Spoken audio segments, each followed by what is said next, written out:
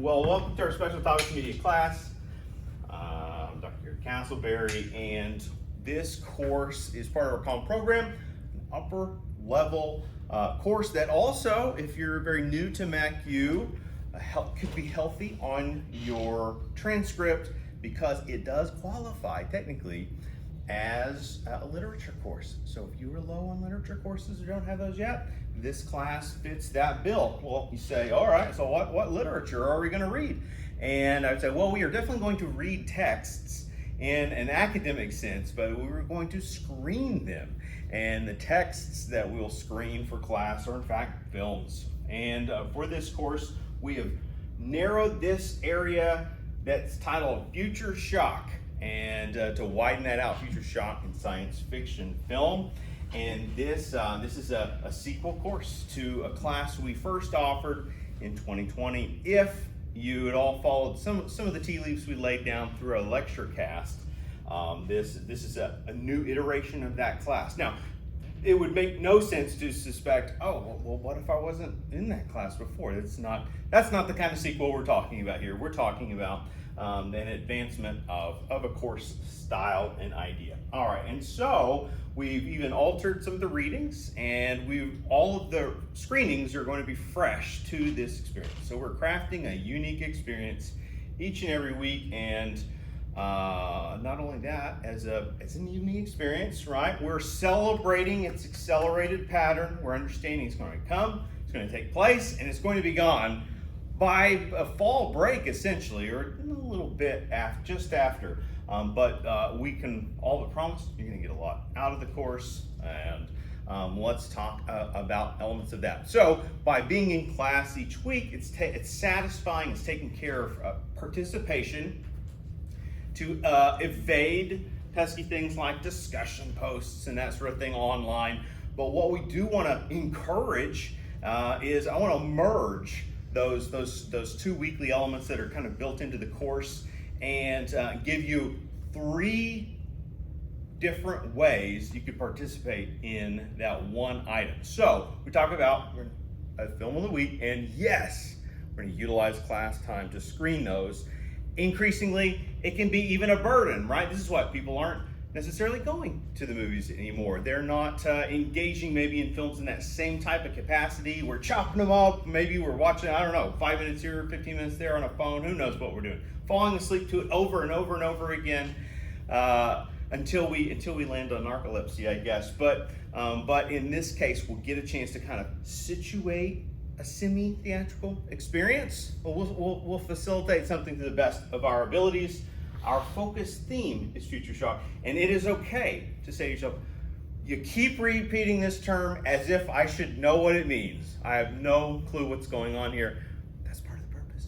That's part of the quest that we're on. So we're kind of keyed in a little bit that it's going to have some sci-fi tones, but don't worry. This is not going full off-world, though UFO bonanza here. This is something different that I think will be elucidated through course readings. So let's preview them once again. I know sent out images in advance, that kind of thing, and they've been listed. But we have these 3 texts. They each really represent something different. This idea, right, this theorization about future shock does come from Al Toffler's book, from best-selling book. It was written quite a while back. There's nothing wrong with a great book that was written a while back, but that's also why it's super cheap now. He was a sociologist and really what we could call a futurist. So someone taking data, using information, and making predictions upon it. Well, guess what? All social scientists are in the business of making predictions, but it just so happens his ideas were quite large and projected something. He was identifying something happening in time, and over the course, coinciding with what was happening in society and his predictions, we move into this period where popular culture was starting to kind of shape itself in some ways that emulate the language of future shock. And that may be a little bit theoretical for us. Don't worry, it's not as deep as it seems. But we're gonna be going through a process where we're kind of unveiling and introducing terms that we can situate in to these films, right? So that we can learn to make sense of movies, but also draw out some of the deeper meanings that just whoosh, wash right over us. We're on just this week.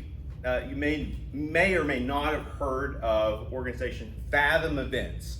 Fathom Events specializes in playing and distributing a range of entertainments, and it might be everything from like retro films that they bring back to opera to concerts and the like. They've even gotten into the business of, you could say, pay to a Fathom event, watch a UFC fight in a public space, that kind of thing. Well, Fathom Events this week happens to be celebrating the 25th anniversary, film that's getting up there in age now, of the Wachowski siblings, The Matrix.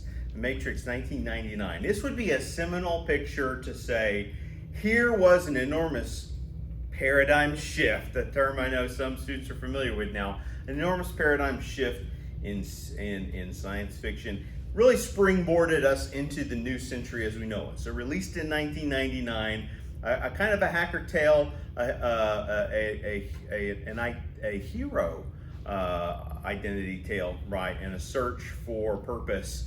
And through this messianic sci-fi action kung fu gun fu fest known as The Matrix, we also delve into worlds like cyberpunk, while the film's also spouting a lot of philosophy and theology and a real grab bag of interesting ideas that, oh, by the way, look really cool.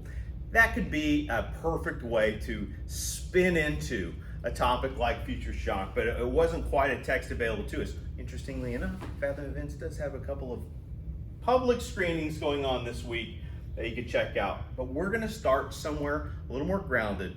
And for context, each of our films in this class were produced and distributed in the 21st century. So we're gonna be looking at relatively recent media and figuring out how to put them in conversation with one another, all right?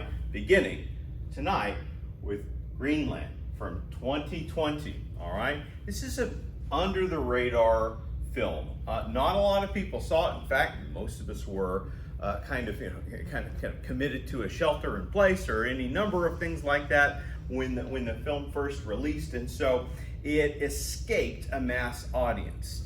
In that time since, I'm not even sure if it's developed cult status, but I do think it has enough resonant qualities to get there. The film, as we'll see, unfolds in a narrative that we might not be expecting, and it goes to some spaces that, while yes, fictionalized for the purposes of movie telling, may portend something greater if we peel back the layers and explore those themes. Well, to do that, we have some readings to help guide us along the way. I mentioned before, Future Shock. Now, this is not the kind of book we expect. You don't have to read and study it so hard and commit it to full memory and have complete comprehension of it to be able to get something out of it and to be able to excel in this course. Quite the contrary. But we would contend Future Shock is full of rich key terms that could drive your interest in the subject matter, kind of give you a background of where we're coming from with that. Now, maybe the central book that will help best explain the wider look at a film genre is Keith M. Johnson's science fiction film, A Critical Introduction. And we're going to look at some of the entry chapters kind of as a focal point this week. We're encouraging you, check it out if you haven't acquired it yet. We're giving you that preview here in class. You're not going to be behind or anything. The course is just getting started. But in that first two chapters, he does a good job of setting up a kind of historical survey of how he's going to look at that genre as it relates to coming of age in film. All right, and so this is a wider look at theory. This is a wider look at science fiction. And then this book is tonally in sync with, I think, where this course will take us. Come with me if you want to live the future as foretold in classic sci-fi films by Michael Harris. And I'm not ready to commit to which chapters to use when fully tonight, because I think he kind of gets out of order in some areas that I want us to just get comfortable and familiar with some of what's going on here. So perhaps look over the preface this week, in that if you're able to acquire it. Of the three, I'd say this is the most recent release. This is also why it's the higher price, because it's only available in hardback, if not, well, other than the ebook right now. Don't let that dissuade you from staying in and participating in the class, right? We can negotiate those kinds of things. But if you're getting some healthy sample from some text during the course, you're gonna have an effective time, right? Engaging the materials, making sense of that. So what do? We come to class, we'll screen these, we'll do a little brief preview each week, and then what we wanna do is give you a healthy space to express your thoughts, express your reactions. We wanna do it in an open way, where you feel an ability to kind of comment into something in a way that's helpful, right, and reactive to the text. So here are three different ways you could do that, and they will combine ideas from those readings. Either a written film journal, where we're referring to this as an open writing style, right? You don't have to worry about, this is not like the space to worry about headers and margins and all these kinds of things. This is a free flow activity. It could be piecemeal, it could be bullet pointed and so on, or you could, some people prefer kind of charting out ideas in narrative form, right? Your diary and so on.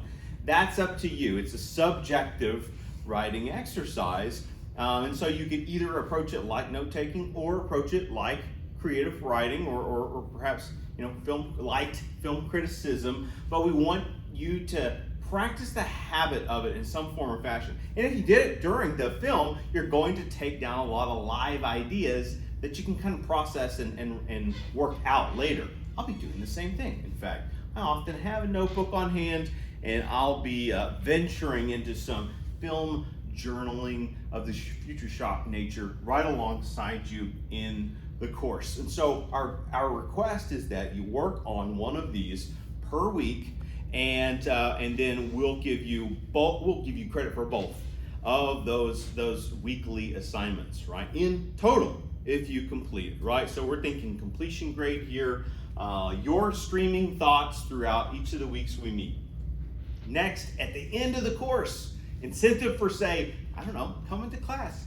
What? Not sleeping through every film, none of the films, but checking out this media is, I'll ask you to write a synthesis essay, kind of put these films in conversation with one another when we arrive at the end of the course. And even following our last screening, you'll have another week on top of that to kind of keep putting those thoughts together and so on, right? So plenty of time. That's a kind of single work. I'll say this too, that type of project can lead to other fruitful opportunities for you. I just got back or returned from our state conference, and there's an excellent example, not even a primary example, but an example of a place where students could go and showcase work that they put together in courses. And this kind of work is, we hope, worthy of celebration, worthy of recognition at a higher level.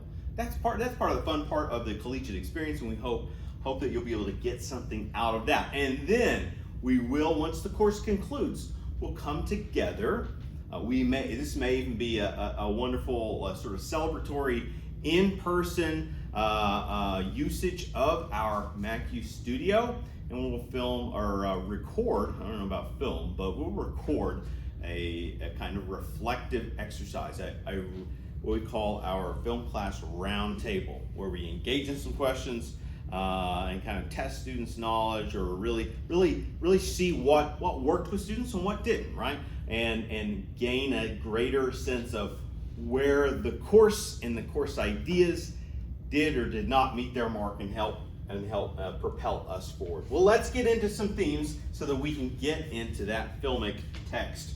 And so, in addition to the reads that I previewed, that I feel like paint a broad picture, these aren't specifically about tonight's film, but they're about ideas that I think we can connect to Greenland, all right? So weekly themes that I've outlined: really do borrow from the language of Toffler, so I'm just placing that out there that weekly themes are likely going to draw straight from his ideas in this book.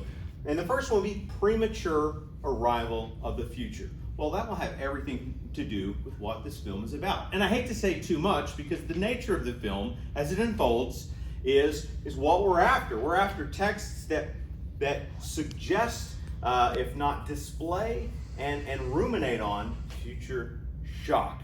What happens in a world where there is premature arrival of the future? What does that mean? What can it look like? Well, this film is going to give us one instance of that, not to get into the weeds too much. On the other hand, we could also consider this a film of 21st century survivalism. All right, so survivalist ideas have been permeating the popular conscious throughout a lot of this century, and we're only a quarter of the way into it, right? Everything from popular reality shows like Survivor itself, a competition reality show, to this kind of like subculture of people that are kind of creating an aesthetic escapism into the woods and nature, and really revisitations on things like Lord of the Flies or the Hunger Games series and so on, tales of survival. And here we're going to find a very contemporary one, much more arguably relatable, like down to earth. And so be looking for that as we screen tonight's feature. Age of Anxiety. This is a term that Toffler plays with. You don't have to really understand it yet, or wrestle with it, or know it, or define it, but just as a turn of phrase to maybe keep in mind, be on the lookout for how this film maybe speaks to, in its exaggerated way, very real anxieties we cope with in the here and now. And some of those can and do center socially and culturally on the impending threat or fear of, whether or not it's a threat, the fear of ecological disaster. So there is a sense of eco-disaster at play in this film as well. Ultimately, here is our film-focused terms to look out for, really a continuation of our Tofflerisms. Social panic, how that gets played out, the ways in which it is utilized, eroding infrastructures, right? What it means to both feel safe by our societal norms, but also imagine a world in which these norms, these safeties, what would it mean for them to diminish? Well, also this theme that it does tie to these other larger cultural values, diminishing resources. Diminishing resources is an area of interest for Toffler. It's an area of interest within the what we could call, or we hope to call, future shock genre, and then also how acts like social panic, eroding infrastructures, and diminishing resources lend themselves to dehumanizing effects. All right, so here we go. From 2020, starring Gerard Butler, who is no stranger to the action avenger role in one you are less likely to have seen, Greenland.